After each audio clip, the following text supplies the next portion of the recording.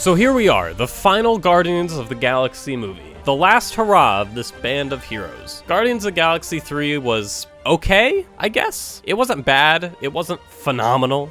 It was just kinda okay. The Guardians movies have always been comparable to Star Wars for me. The first being the fantastic space adventure, the second being the smaller, darker, and more character-driven story, and the third being the even darker climax, while not being the best, is able to tie up loose ends and characters in a not great but satisfying conclusion to the story. Before I continue, there will be a considerable amount of spoilers ahead, so if you don't want to get involved with that, just don't. Also, if you like this video, consider subscribing for more content. That'd be great, thanks. The movie starts with a long take of the Guardians on Nowhere, their new HQ, and we follow Rocket walking around the town while an acoustical version of Creep is playing. Which, one thing off the bat, there was just a lot of music in this movie, and most of it didn't fit. I searched the soundtrack, and there's 17 songs in the movie, but there's only 2 songs that I remember, which is this acoustic version of Creep and No Sleep Till Brooklyn. With that said, I thought this music fit this scene. I thought it was pretty relatable to Rocket. It sets up the movie well and has this feeling of tiredness. These guys have been doing this for a while. Infinity War, Endgame, Thor, and the Christmas special have all happened since the last Guardians movie. So they've been at this for a while. Especially Rocket, since he was one of the only Guardians that wasn't snapped during the blip. He's getting old.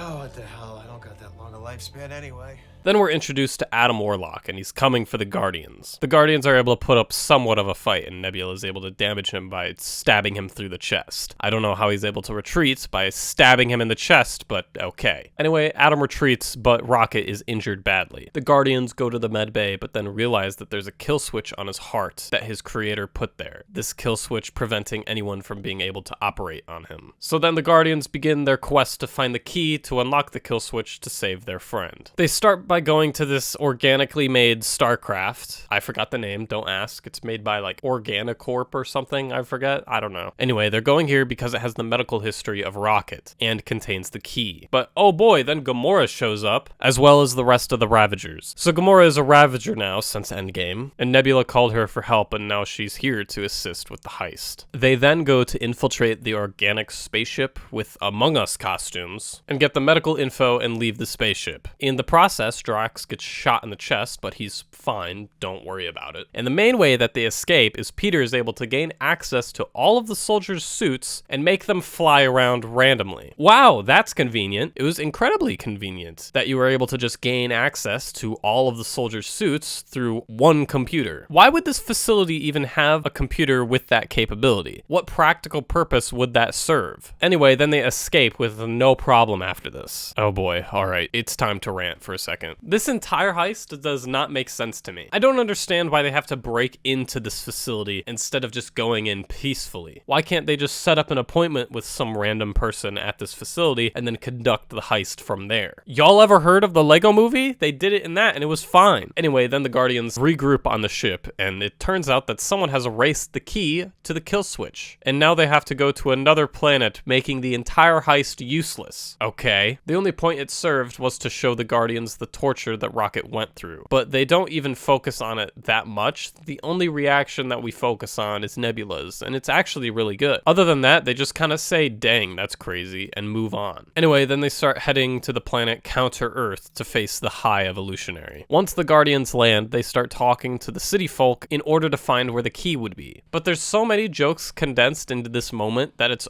overstimulating. Like the idea of them trying to communicate with an alien and arguing over what they're saying is already funny enough. But then you throw in the idea of Drax laying on a couch and Peter telling him not to lay on the couch, but then Drax just does it anyway, and then Peter's yelling at him, "Movie, what are you doing? Calm down." The entire Drax joke is unneeded, and just let him lounge on the couch and have that be it. The entire Drax joke makes it unfunny to me, and it's just honestly sad because the scene had something going for it here. Anyway, then the aliens point to the giant pyramid and say that's where the key would be. Okay, I guess the Guardians didn't see the giant pyramid when they were flying into atmosphere. Okay. Anyway, Nebula, Peter, and Groot go over to the giant pyramid with the first F-bomb of the MCU.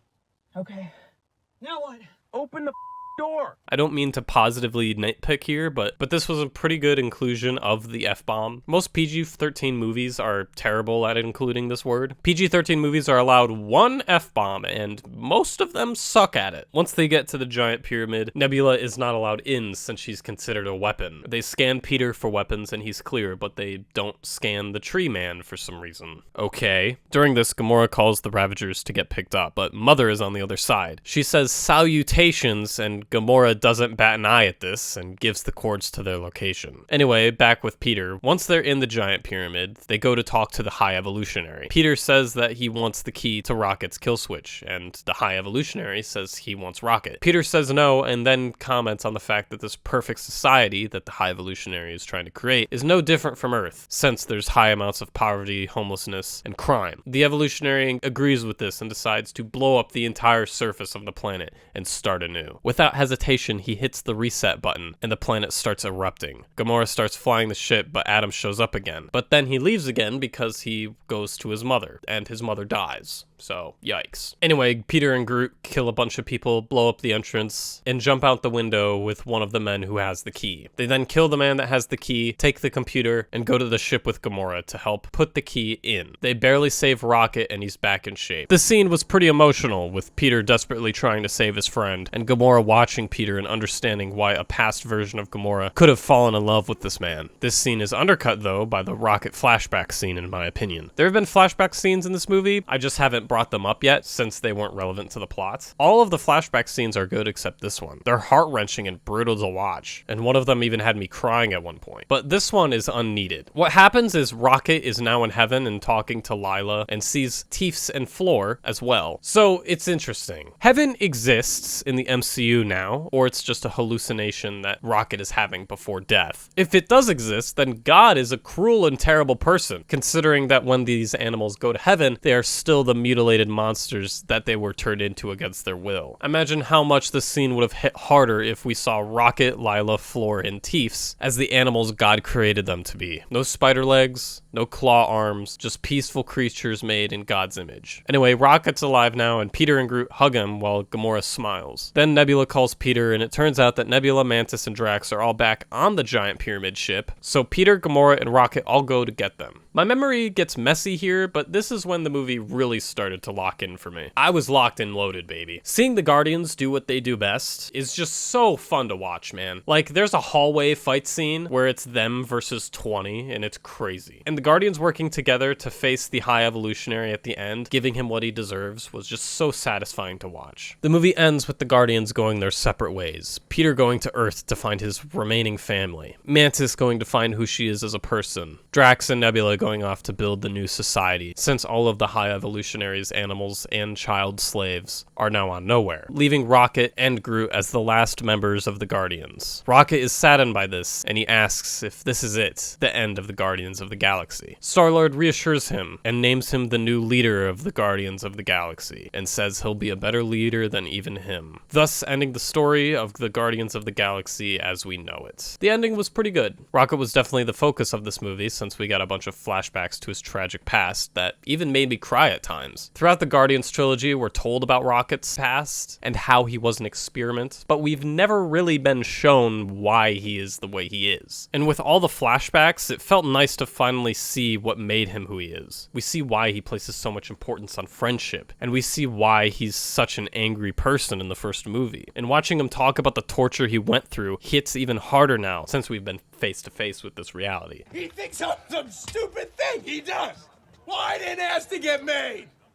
I didn't ask to be torn apart and put back together over and over and turned into some little monster. Nebula is probably my favorite character of this movie. Seeing her become a decent human being throughout the journey has been fun. The way she relates to Rocket, seeing what Rocket went through, like when they're going through the medical information and looking at the surgery that Rocket was forced into, the first reaction that we saw was Nebula's, and she's on the verge of tears. That's the moment that I realized that James Gunn really understood his characters. And the reason I say this is because I'm gonna bring up Peter Quill now. Peter, in the beginning of the movie, was not doing it for me. It seemed like Chris Pratt wasn't really in the role like he used to be. It took him a while to return to form. Unironically, he kind of returned to form when he dropped the F-bomb. Once he did that, he felt like Peter Quill again. I don't know why, but it just happened. It's not a case of like, ooh, swear word. It's just like the way he said it just made me think of Peter Quill finally. Gamora is in the same boat as Peter. I didn't really like the direction that they were going with her in the beginning. She was just kind of this drunken pirate in the beginning of the movie and just wanted to kill people. But I liked where Peter and Gamora's relationship ended at the end of the movie. It was really nice to see, and I'm really glad they didn't kiss, honestly. If that did happen, I might have ripped my eyes out in the middle of the theater. Going to the villains of the movie, Adam Warlock was kind of underwhelming.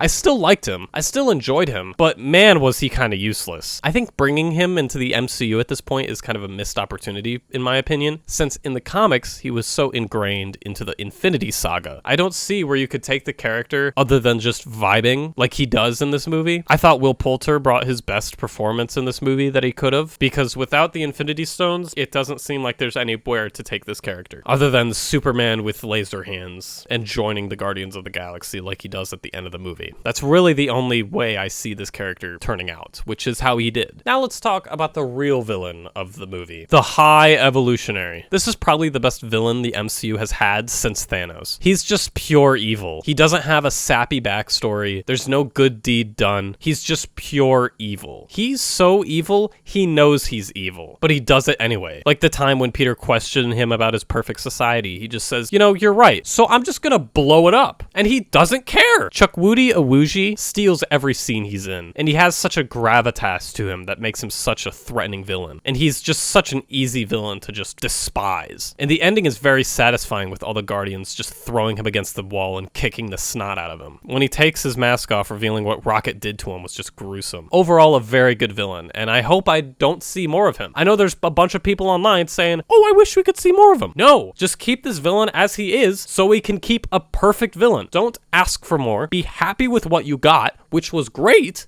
and just shut up. Sorry for that rant. I'm just tired of people just constantly wanting more and more. Just stop. As many flaws as this movie has, I can't ignore the effort it puts into its characters and wrapping up their stories. There isn't a character that didn't get a bad ending in my eyes, and Peter going to find his grandpa at the end was a sweet conclusion to his character. Nebula and Drax going on to build a new society in nowhere feels like a proper ending for them, considering Drax is going to be the father of the enslaved children, and Nebula being the guardian for these lost animals is a sweet touch. Rocket going on to lead the next generation of the Guardians of the Galaxy was very good, and honestly the best ending in my opinion. While this might not be the end of the Guardians, it sure is the end of the Guardians as we knew them, and the conclusion to this band of heroes that we've known and loved and will cherish forever. Thank you, and good night.